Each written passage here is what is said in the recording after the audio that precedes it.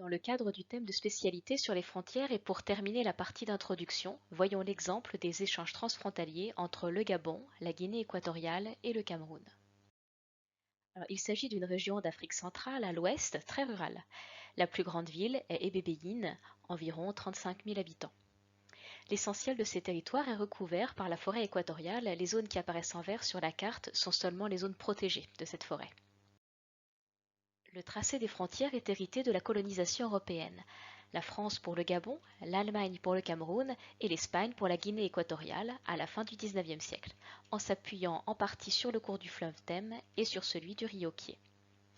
Le Cameroun ayant été rattaché à l'Afrique équatoriale française en 1922, à laquelle appartenait déjà le Gabon, les deux pays ont été fortement liés l'un à l'autre économiquement. Cette réalité n'a pas disparu aujourd'hui comme le montre la présence de marchés transfrontaliers. Depuis les indépendances, les États d'Afrique centrale ont signé plusieurs conventions qui affirment leur attachement à la libre circulation des personnes dans la région. Ainsi, une convention de la CEMAC, la Communauté économique et monétaire des États de l'Afrique centrale, ici en vert, affirme en 1966 l'Union constitue un seul territoire douanier à l'intérieur duquel la circulation des personnes, marchandises, biens, services et capitaux est libre. Pour les habitants de la région, présenter une carte d'identité suffit pour passer la frontière. Cependant, l'application de ces principes est limitée par les réticences des États, comme l'a montré le président de Guinée équatoriale en annonçant en août 2019 vouloir construire un mur sur la frontière avec le Cameroun, annonce depuis démentie.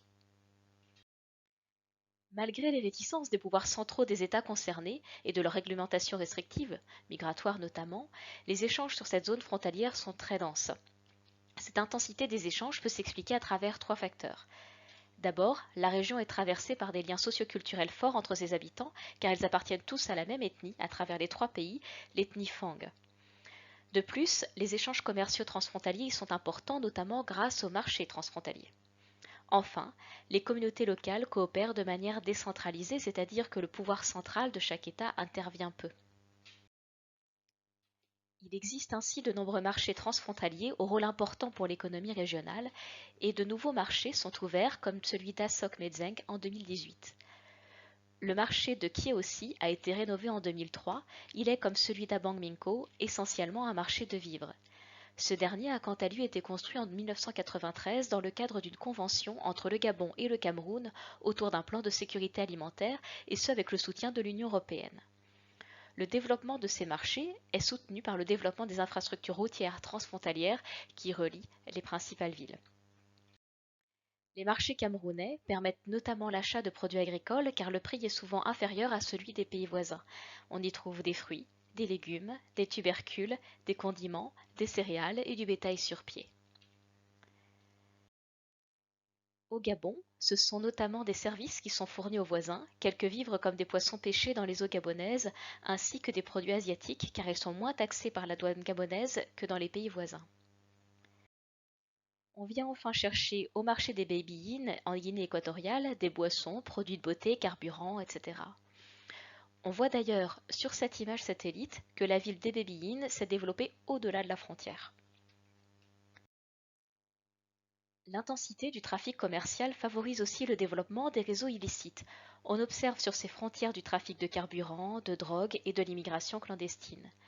Être passeur représente ainsi une source de revenus importante pour de nombreux jeunes de Kieossi. Après avoir vu le rôle des marchés transfrontaliers pour expliquer l'intensité des échanges, voyons la coopération décentralisée entre les collectivités locales de la région. Elle s'exerce dans de nombreux domaines. Sur le plan politique, on pratique une diplomatie des villes frontalières particulières. Ainsi, lors des festivités, les localités invitent leurs homologues de l'autre côté de la frontière. La coopération s'exprime également par des aides diverses. Des Gabonais vont par exemple chercher de la main-d'œuvre au Cameroun pour les travaux agricoles ou de construction. De même, dans la santé, on observe que les ressortissants de Meyokié et d'Ambam vont se faire soigner dans le centre d'hospitalier des Bébéyines car il est le plus moderne de la région. Pendant les vacances de fin d'année scolaire, des tournois de football sont organisés pour lesquels les jeunes s'invitent de part et d'autre de la frontière. On voit donc que ces échanges relèvent plus des rapports de voisinage que d'une politique gouvernementale, car ces États sont encore très centralisés dans leur fonctionnement et décentralisent peu leur pouvoir.